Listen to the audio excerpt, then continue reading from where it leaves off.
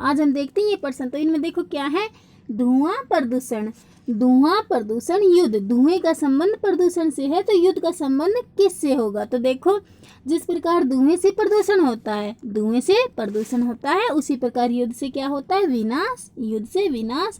तो धुआं प्रदूषण युद्ध विनाश। अब अगला देखते हैं। अगले में देखो क्या है, इसमें देखो इस आकृति का संबंध इस आकृति से है। इस वाली आकृति का संबंध इससे है, तो इस वाली आकृति का संबंध इनमें से कौन सी आकृति से होगा? इस वाली आकृति का संबंध इनमें से कौन सी से होगा? तो देखो इसमें क्या है, इस वाली आकृति में देखो, जो इस त्रिभुज के अंदर है, जो त्रिभुज के अंदर यह वृत्त है, यह देखो यहाँ पर ये भार है और अंदर ये त्रिभुज है। यह देखो इसमें अंदर दिया हुआ, यहाँ पर यह बाहर है त्रिभुज और इसमें यहाँ पर ये अंदर दिया हुआ है। यानी कि जो बाहर वाला चित्र है वह अंदर दिया हुआ है और जो अंदर वाला है वह बाहर दिया हुआ है। इसी प्रकार इसमें भी हो जाएगा। इसमें देखो, जो ये अंदर यह वृत्त है यह बाहर हो जाएगा और बाहर यह वर्ग है यह अंदर हो जाएगा। यानी कि इस आकृति का संबंध इससे हो जाएगा। देखो ऐसे इनमें से ये बी वाली, यानी कि इस आकृति का संबंध इससे हो जाएगा जैसे ये बी से। अब हम अगली देखते हैं। अगले में क्या है, इसमें देखो यह विराग है, इस आकृति का संबंध इससे है, इस आकृति का संबंध इससे है, तो ये त्रिभुज वाली आकृति का संबंध इनमें से कौन सी से होगा? तो देखो इसमें क्या है, वर्ग में देखो ये 4 भुजाएं हैं, 4 भुजाएं। देखो इसमें ये 4 प्लस के चिन्ह दिए हुए हैं, 4 प्लस के चिन्ह दिए हुए हैं। इसी प्रकार त्रिभुज के अंदर देखो कितनी भुजाएं हैं? 3, यानी कि इससे जो संबंधित है उसमें 3 प्लस के चिन्ह हो जाएंगे, यानी कि बी वाली आकृति से इसका संबंध हो जाएगा। अब हम अगली देखते हैं। अगले में क्या है, इसमें देखो, इसमें निम्न में से कौन सा आरेख खेल, क्रिकेट तथा टेबल टेनिस को दर्शाता है? इनमें से कौन सा आरेख खेल, क्रिकेट तथा टेबल टेनिस को दर्शाता है? तो देखो ये बी वाला क्यों? क्योंकि देखो ये खेल और खेल में देखो ये क्रिकेट और ये table tennis, cricket table tennis दोनों खेल ही हैं, इसलिए बी वाला इसमें ये सही दर्शा रहा है।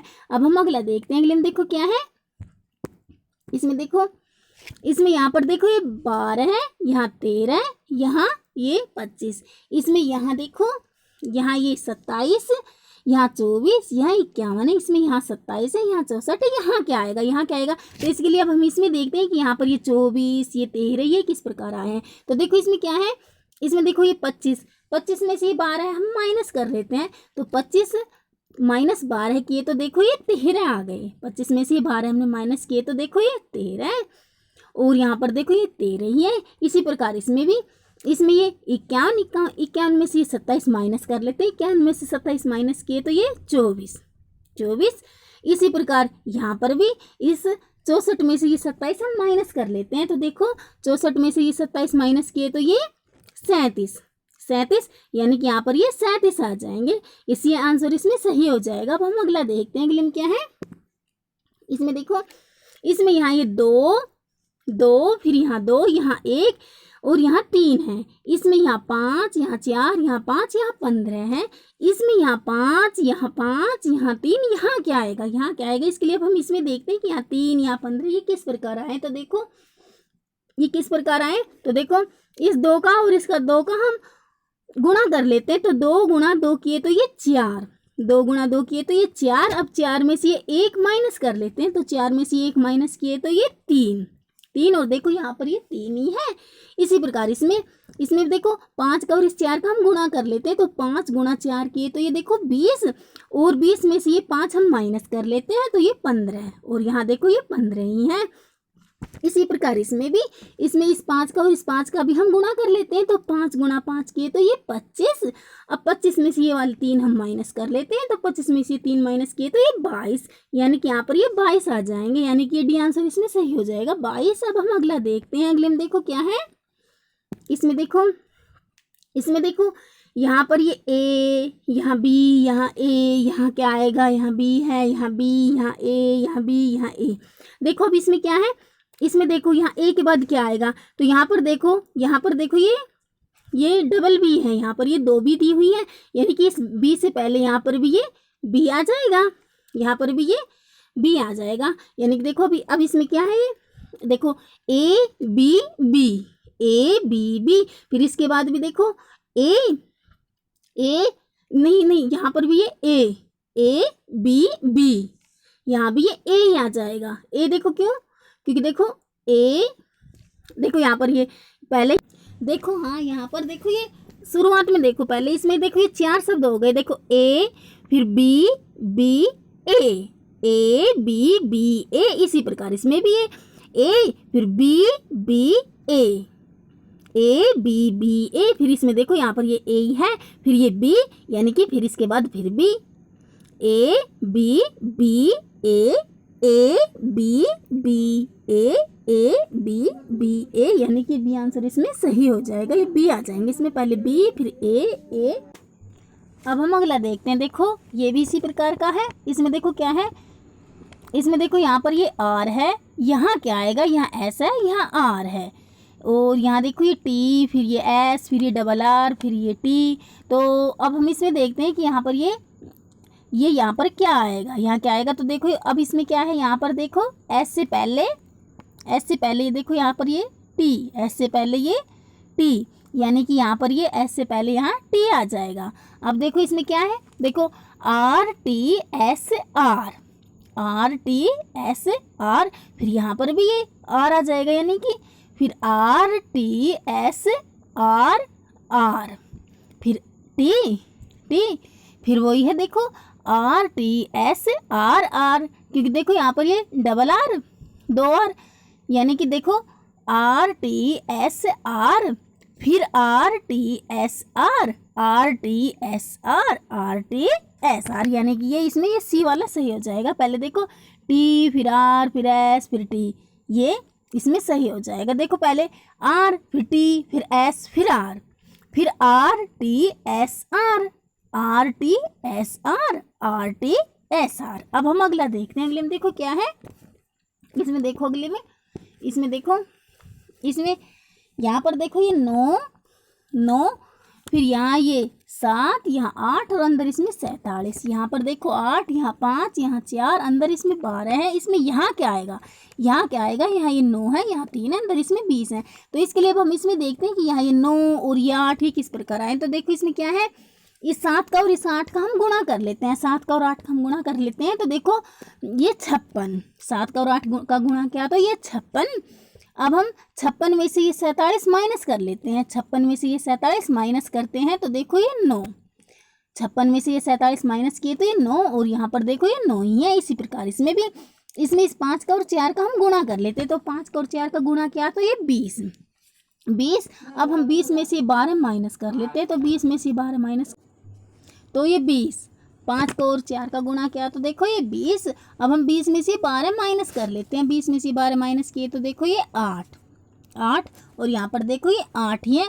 इसी प्रकार इसमें भी हम ये 9 का और 3 का गुणा कर लेते हैं, 9 का और 3 का गुणा, 9 का और 3 का देखो गुणा किए तो ये 27। अब हम 27 में से ये 20 माइनस कर लेते हैं, 27 में से 20 माइनस कर लेते हैं तो ये 7, यानी कि यहाँ पर ये 7 आ जाएंगे। इसमें सी आंसर सही हो जाएगा। अब हम अगला देखते हैं। अगले में देखो क्या है, इसमें देखो, इसमें क्या है, इसमें उस शब्द को चुने जो ग्रुप से संबंधित न हो। इसमें देखो हमें वह शब्द चुनना है जो इसमें सबसे अलग है। तो देखो इनमें सबसे ये देखो यहाँ पर ये 14 है, यहाँ ये 35, यहाँ 27, यहाँ 49। इनमें देखो ये सबसे अलग कौन सा है, तो इनमें देखो ये सी सबसे अलग, सी क्यों, क्योंकि देखो अन्य सभी संख्या 7 से विभाजित हो जाएंगे, अन्य सभी ये संख्या ये 7 से विभाजित होती हैं। ये देखो 14 है, 35, 49, लेकिन 27 7 से विभाजित नहीं है। अब अगला देखो, अगले देखते हैं। इसमें देखो क्या है, 18, यहाँ देखो ये 18, यहाँ ये 42, यहाँ 49, यहाँ 35। इनमें सबसे अलग क्या है, तो देखो इनमें ये सबसे अलग ये 49 क्यों, क्योंकि अन्य सभी संख्या अपूर्ण वर्ग है, जबकि 49 पूर्ण वर्ग संख्या है, 49 पूर्ण वर्ग संख्या है। अब हम अगला देखते हैं। अगले में देखो क्या है, इसमें देखो निम्न आकृति में कितने त्रिभुज हैं, इस आकृति में कितने त्रिभुज हैं। तो इसके लिए देखो अब हम इन्हें गिन लेते हैं। तो देखो यहाँ पर ये 1 2 3 4। और इसी प्रकार इसमें भी यहाँ पर ये 1 1 2 3 4 4। तो देखो अब हम इनका डबल कर लेते हैं इस 4 का, यानी कि 4 गुणा 2 कर लेते हैं। यहाँ पर ये 4 गुणा 2, 4 गुणा 2 तो ये 8 है। और यहाँ पर भी इसका भी हम ये 4 गुणा 2 कर लेते हैं, 4 गुणा 2 ये 8। अब हम इस 8 को और इस 8 को प्लस कर लेते हैं, तो 8 + 8 किए तो देखो 8 + 8 किए तो ये 16। और देखो यहाँ पर ये त्रिभुज देखो ये बटा हुआ है 2 भागों में, यानी कि 2 ये यहाँ पर देखो ये बटा हुआ है, यानी कि 2 ये यहाँ पर ये बटा हुआ, ये देखो ये तो 2 ये 16 में। अब हम ये 2 और प्लस कर लेते हैं, तो 16 +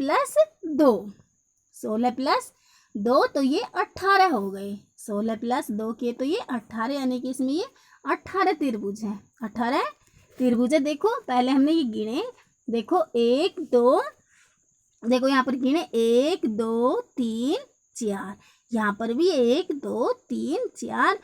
फिर इनका हमने 2 गुणा किया, यहाँ पर 4 था तो 4, अब ये हमने 2 से गुणा किया, और यहाँ पर भी ये 4 2 से गुणा किया, फिर उन दोनों को हमने प्लस किया।